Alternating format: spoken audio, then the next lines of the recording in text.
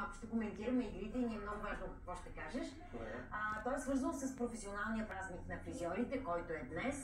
Едно момиче, наше, Ваня Иванова, фризьорка, която поставя рекорд за книгата на Гинес, която пък тази година навършва 68 години.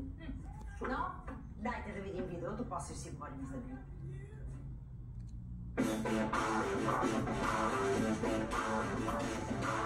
България има над 70 рекорда в книгата на Гинес, а само няколко от тях са от тази година. Русенецът Теодор Цветков, който успя да преплува езеро за 71 часа без да спира. Военният пилот Николай Калайджиев, който направи 888 превъртания във въздуха за по-малко от 5 часа. Но мнозина вероятно знаят, че в Гинес имаме и рекорд за най-бързата фризьорка в света.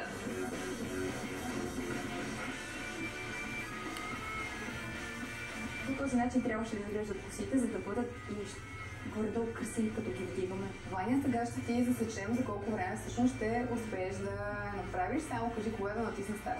Ами, натискай!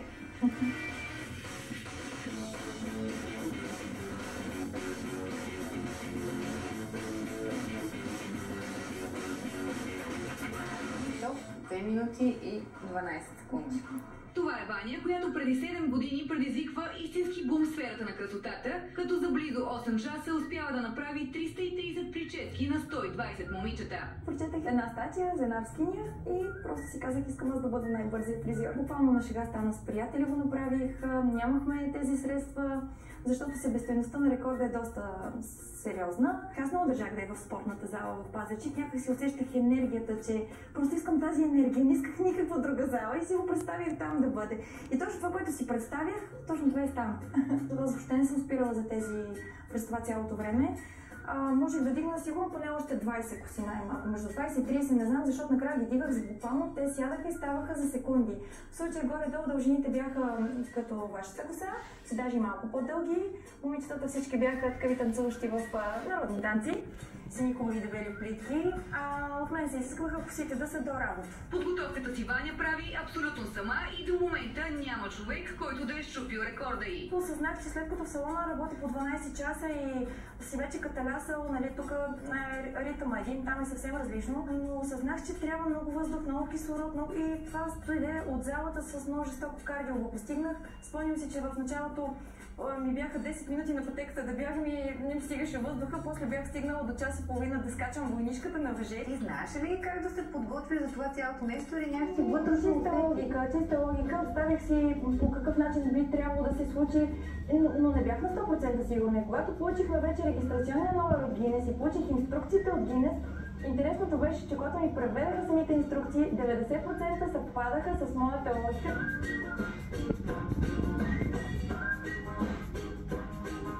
Беше от 20 човека, които са ми помагали. Имаше момичета, които кадриха, това бяха мои клиентки даже сред тях. 8 часа, това беше жестоко между другото. На 219 номер си спомням, че тялото ми претърпя катаклизъм, който имаше вероятност, ако не се бях подготвила физически, всъщност много по-рано щеше да ми се случи този срив на тялото и просто се хванах за косата на момичета, защото аз правих едни и същи движения. Значи те сега пред мен 4 стола бяха каскадно, с едната голетка бяха фибите и лака ми беше между краката и с един крак си местех стола, взимах си фибите и просто се задържах за косата на момичето. Въпреки че не получава заслужено признание от гилдията и тогава, днес Ваня продължава да бъде много повече от просто фризьор, посвещавайки се на различни социални каузи в родния Пазарджик. А салонът ти е също толкова нестандартен, колкото е самата тя. Имаше много хора, които ми се радваха, страшно много, но 3 пъти повече бяха хората, които заобеха. Аз съм си състезател просто по природа и това е вътрешно удовлетворение. Някой има ли такъв клиент, който да каже, искам точно вие да ми направите косата, защото аз прочетох за вас, знам за вашия рекорд.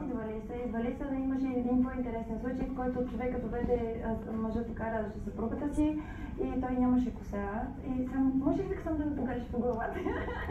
За късмет. Да, има много така истории.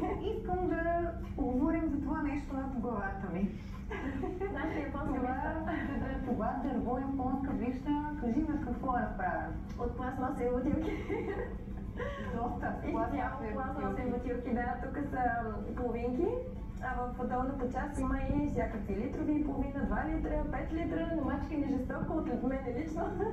Много интересно. Децата ми помагаха от икономиката за това дърво. Както и за цялата тази гора, която Ваня и помощниците й създават, обединявайки се в каузата Сърце в зелено. Намираме се в парк стадиона в Пазарджик. Преди 6 години започнахме да го залесяваме с нашите японски вишни. Бащах на Пазарджик е една мини японска горичка. Зад мен са професионалната гимназия по икономика и мениджмънт от град Пазарджик и те са ми главните партньори в това начинание от 6 години. Тази кауза се зароди от една коварна болест. Това е болест, която няма алтернатива на лечение, болестта рак. Оттам се породи идеята да създавам това нещо и да се опитам да превъзпитаме едно ново поколение.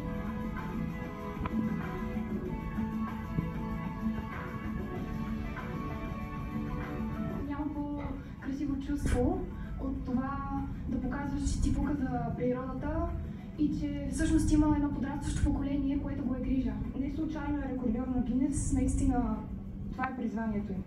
Все още не ми е правила прически, но с удоволствие бих отишла да ми направи. Аз си падам повече по плитките.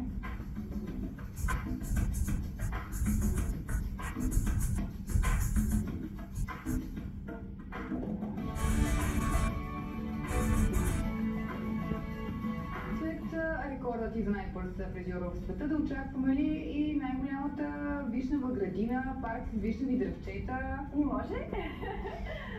Съвсем възможно е да се случи. Аз определено съм човек, който гони максимума на всичко и се състезава сам със себе си. Може би по-скоро да, определено искам да живея до 100 години. Това го казвам от самото начало и сега пак ще го кажа, защото е много важна мотивация. И искам в 100-дния ми рожден ден да започна с засаждане на дърво и това да бъде, може би, вече поредното дърво в една огромна гора с всичките тези деца. Те ще бъдат пораснали с тяхните деца и така нататък.